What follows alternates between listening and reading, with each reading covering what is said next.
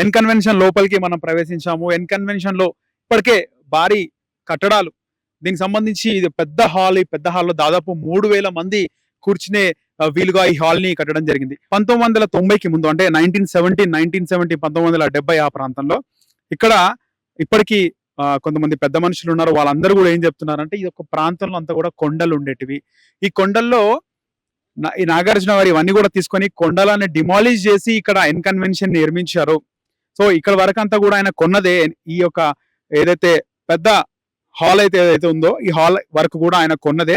ఒకవేళ ఎంక్రోచ్మెంట్ జరిగింటే మాట 10-20 ఫీట్లు జరిగిండొచ్చు. కాకపోతే ఈ ఫంక్షన్ ఉన్న నేపథ్యం, ఫంక్షన్ ఉన్న అంతా కూడా నాగార్జున గారు కొన్నదే అని చెప్పి కూడా స్థానికులు చెప్తున్నారు. అలాగే మొత్తం కూడా ఇదంతా కూల్చివేతలు మనం చూస్తున్నాము. ఈ కూల్చివేతలు అంతా కూడా మనకు భారీగానే ఆస్తి నష్టం ఉండే అవకాశం ఉంది. సో కోట్లలోనే ఆస్తి నష్టం ఉంటుందని కూడా ఇక్కడ ఉన్నటువంటి ఎవరైతే రెగ్యులర్ గా ఈ ఐరన్ సప్లై చేస్తున్నటువంటి వాళ్ళు కూడా చెప్తున్నారు. మనతో పాటు ఐరన్ ని రెగ్యులర్ గా దాదాపు కొన్ని సంవత్సరాలుగా ఐరన్ ని సప్లై చేస్తున్నటువంటి ఒక యజమాని, ఐరన్ సప్లైయర్ కూడా అని చెప్తున్నారు. కోట్లలో నష్టం ఉంటది. ఇవన్నీ కూడా ముందుగానే చెప్పుంటే ఇవన్నీ కూడా మనము వాళ్ళంతా కూడా ఇది స్క్రూ, ఇదంతా కూడా ఫిట్టింగ్స్ అంతా కూడా తీసేసి వేరే దగ్గర షెడ్ వేసుకున్న ఆస్తి నష్టం ఉండేది కాదు, డబ్బులు వచ్చేవి. కానీ ఇదంతా కూడా వాళ్ళకు ఆస్తి నష్టం జరిగింది అని కూడా అంటున్నారు.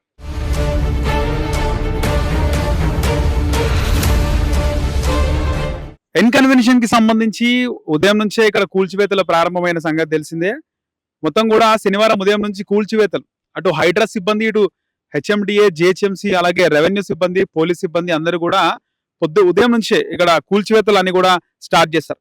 ఈ కూల్చివేతలకు సంబంధించి శిథిలాలు మనకు కనబడుతున్నాయి. ఎక్కడైతే అక్కడ శిథిలాలు ఉన్నాయో ఆ శిథిలాల ప్లేస్ లో అప్పుడు కొండలు గుట్టలు ఉండేవి. నాగార్జున వాళ్ళ టీం 2000 సంవత్సరం ముందే ఇదంతా కూడా కొనుగోలు చేస్తారు. కొనుగోలు చేసి అక్కడ కొండలు గుట్టలు ఉన్న ప్రాంతంలో అవన్నీ కూడా గుట్టలు తీసేసి అక్కడ ఎన్ కన్వెన్షన్ ని నిర్మించారు, ఫంక్షన్ హాల్ ని నిర్మించారు. వాళ్ళు కబ్జా కూడా ఏం చేయలేదు, వాళ్ళు కొన్న జాగాలోనే వాళ్ళు కట్టుకున్నారు. కబ్జా చేస్తుంటే ఒక 10-20 ఫీట్లు ముందుకు జరిగిండొచ్చు, అంతే తప్పితే మొత్తం వాళ్ళు కొన్నదే అని చెప్పేసి ఇక్కడ ప్రత్యక్షంగా గత 50 సంవత్సరాలుగా ఉన్న వ్యక్తులు చెప్తున్నారు.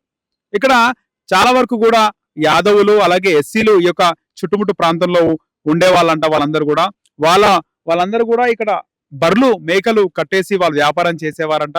వాళ్ళ చిన్నతనంలో వాళ్ళందరూ ఇక్కడ ఉండడము, ఇక్కడ బర్లు మేకలు కట్టేయడము, ఆ కొండలపైన కూర్చొని ఆడుకోవడం ఇవన్నీ చేసేవారంట. అలాగే ఈ యొక్క తమ్మిడికుంట, దీన్ని తిమ్మిడికుంట అంటున్నారు, తుమ్మిడికుంట అంటున్నారు, తమ్మిడికుంట అంటున్నారు. ముఖ్యంగా అందరూ వాడుక భాషలో తమ్మిడికుంట అని ఒక చిన్న కుంట, ఇది పెద్ద చెరువేం కాదు, ఒక చిన్న చెరువు. దీనికి సంబంధించి మేమందరం ఇక్కడ ఆడుకునే వాళ్ళము.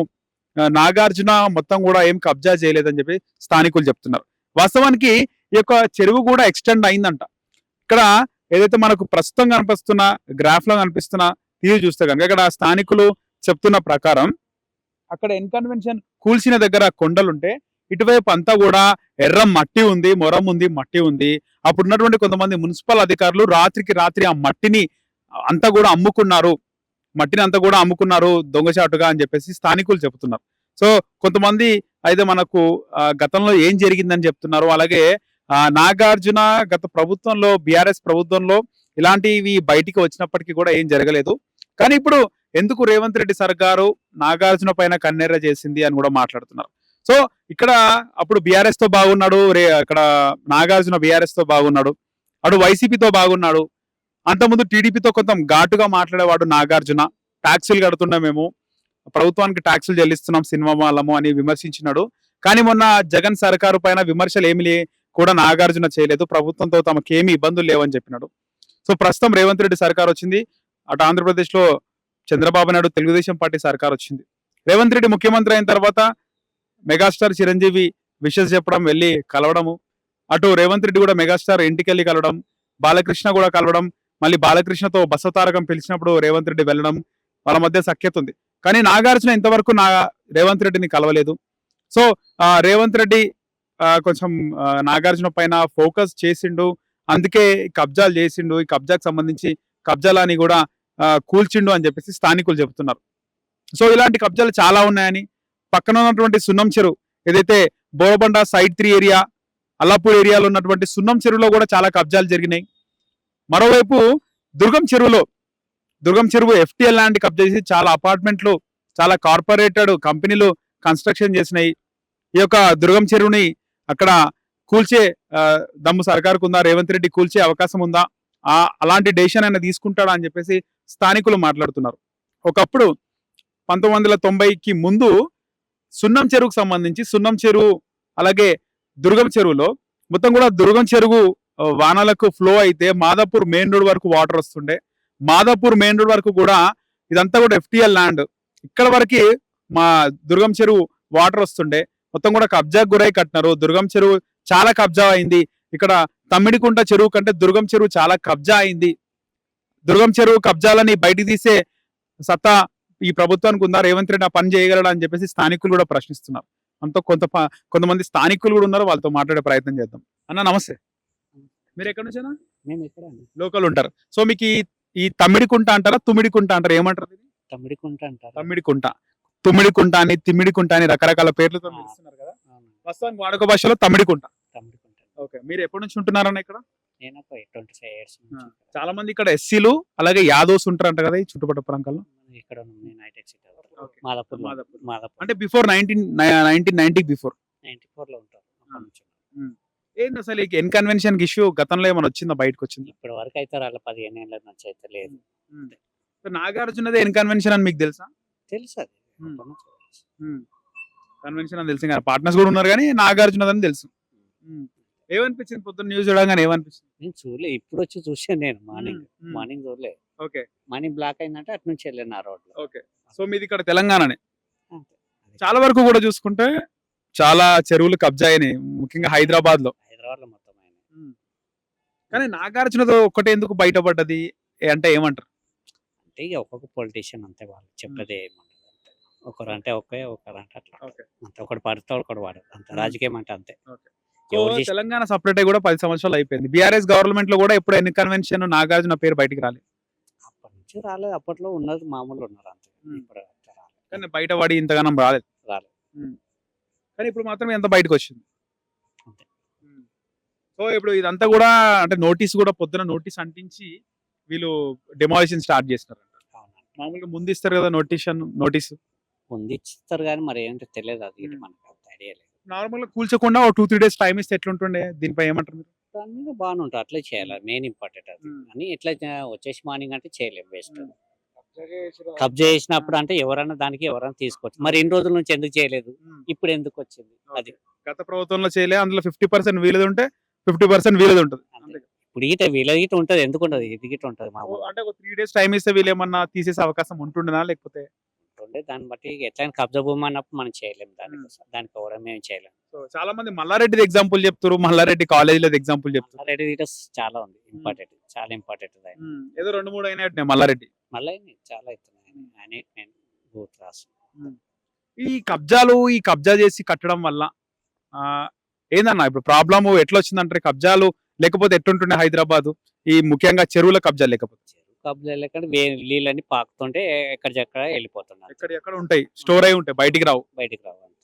కబ్జాల వల్ల ఓవర్ఫ్లో అయిపోతాయి, బయటికి వెళ్ళిపోతాయి అంతే. లోపల వాటర్ కట్టి అంతే మునిపోయి. వర్షాలు కబ్జా చేసినప్పుడు ఏముందంటే, మనకు వరదలు వచ్చినప్పుడు మళ్ళీ ఇల్లు అలా మునిగిపోతుంది. అది అంత వాటర్ అంటే గవర్నమెంట్ కబ్జా చేసినట్టే కదా, అది మునిగిపోతాయి. రూల్స్ అన్నప్పుడు సామాన్యులు కాదు, ఉన్న వాళ్ళకంట కూలగొట్టు కరెక్ట్. అది సో కూలగొట్టి మళ్ళీ స్టే కూడా ఇచ్చింది కదా గవర్నమెంట్. స్టే అంటే అది ఎప్పుడు 2014 దీనికి నోటీస్ ఇచ్చారు. అప్పట్లో కేసీఆర్ ప్రభుత్వాన్ని డబ్బులు ఇచ్చుకుంటా ఏదో మేనేజ్ చేసుకుంటూ వచ్చారు.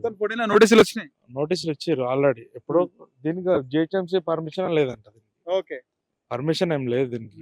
నాకు తెలిసిన న్యూస్ లో ఏంటన్నా పర్మిషన్ ఏం లేదంట దీనికి.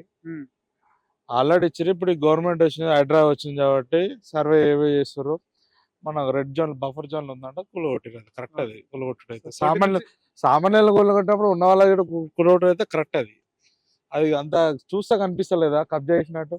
చెరువు పక్కనే ఉంది, చెరువు అనుకున్నావు అంత అంటే అంత అక్కడ కూల్చిన దగ్గర కొండలు ఉండే, ఆ కొండలు గుట్టలు కూల్చి అక్కడ ఫంక్షన్ హాల్ నిర్మించి నాగార్జున. ఈ ఖాళీ ప్లేస్ కొంచెం ఎంక్రోచ్ అయ్యారంటున్నారు. ఎంక్రోచ్ ఏం లేదు కానీ కొంచెం పరిధి దాటినారంటున్నారు. ఫంక్షన్ హాల్ కట్టిందే చెరువు ప్లేస్ నాకు తెలిసి అయితే. చాలా వరకు చూసిన న్యూస్ లో విన్నంత వరకు చెరువు ప్లేస్ అదంతా చెరువు. అదే మాక్సిమం ఉన్నంత వరకు అన్ని కూలగొట్టాలి. ఓకే ఓకే మొత్తం కూడా ఇదంతా కూడా కబ్జానే అంటారు. కబ్జానే మొత్తం అంటే ఏం కబ్జా అయితే కాదు, కట్టిన ప్లేస్ మనకి, అవతలది మాత్రం రిజిస్ట్రేషన్ ల్యాండ్ ఇది. ఓకే ఏదైనా ఈ ఫంక్షన్ హాల్ వెనకాల చెట్లు అవన్నీ ఉన్నాయి కదా, రిజిస్ట్రేషన్ ల్యాండ్. ఓకే ఇక్కడ ఉన్న అపార్ట్మెంట్ మాత్రం అనే కబ్జా. రిజిస్ట్రేషన్. రిజిస్ట్రేషన్ ఇది కేవలం ఇది ఒకటి గులగొట్టింది ఒకటే. కొంచెమే ఫంక్షన్ హాల్ కట్టింది ఒకటే గవర్నమెంట్ ల్యాండ్, అవతలది రిజిస్ట్రేషన్. ఇంత నాగార్జున గారు కూడా కబ్జా చేసిరంటారా ఆయన హీరోగా ఉండి?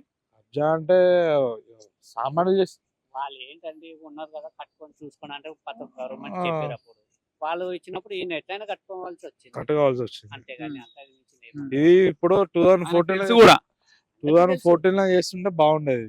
మరి అప్పుడు చేసేది అప్పుడే గులగొట్టేసారు. గవర్నమెంట్ నిర్లక్ష్యం అన్ని. ఇలాగ అంత పెద్ద హీరో కదా నీ కోట్లు సంపాదించడానికి అవసరం అని కూడా కొంతమంది మాట్లాడుతున్నారు. కోట్ల అవసరం అని. అంటే సపోర్ట్ గవర్నమెంట్ సపోర్ట్ వల్లనే చేసిరు. 2014 లో కేసీఆర్ గవర్నమెంట్ లో కొన్ని అవకతవకలు జరిగినాయి. కేసీఆర్ కూడా నాగార్జునకు సపోర్ట్ చేసి. సపోర్ట్ అంటే ఏం లేదు కానీ గవర్నమెంట్ అధికారులు ఉంటారు కదా, మున్సిపాలిటీ వాళ్ళు, జిహెచ్ఎంసీ వాళ్ళు, వాళ్ళ నెగ్లెక్ట్ చేశారు. ఇప్పుడు చెరువులు ఆక్రమించి కాబట్టి ఒక ఐపీఎస్ ఆఫీసర్ పెట్టారు కాబట్టి కొంచెం మంచిగా చెరువుల మీద పట్టు వస్తుంది. మా చెరువులు ఎక్కడ ఉన్నాయి, ఫ్యూచర్ కోసం మళ్ళీ వాటర్, డ్రింకింగ్ వాటర్ కానీ స్టోరేజ్ కానీ తగ్గిపోకుండా ఇప్పటి నుంచి చేస్తాను, మిగతా వాళ్ళు ఎవరు కట్టకుండా ఉంటారు. అది మీరేం చెప్తారు ఫైనల్ గా? అంతే ఇంకా ఫైనల్ కదా ఇలాంటి కబ్జాలు చేసే వారికి ఒప్పుకునేది అవసరం లేదు, ఎక్కడైనా చేయొచ్చు, నో ప్రాబ్లం. కబ్జాలు చేయొద్దంటారు ఇలాంటివి. చేయకూడదు అంతే. ఒకవేళ వాళ్ళు చేసినా మనం ఏం చెప్పలేము, గవర్నమెంట్ సపోర్ట్ ఇస్తేనే మనం చేయడానికి ముందుకెళ్తాం. వాళ్ళు ఏంది మనం ముందుకెళ్ళలేము కానీ నువ్వు కట్టం సార్ అంటానంటే మేము కడుతున్నాం. 10 మందికి అన్నం పెట్టాడు, 10 మందికి తీసేసుకుంటే అయిపోయాయి. దానికి కట్టిన డబ్బులు గిట్ట ఎప్పుడో వెళ్ళిపోయాయి, దాని కథ ఇంకేం ఉండదు అందులో. రైట్.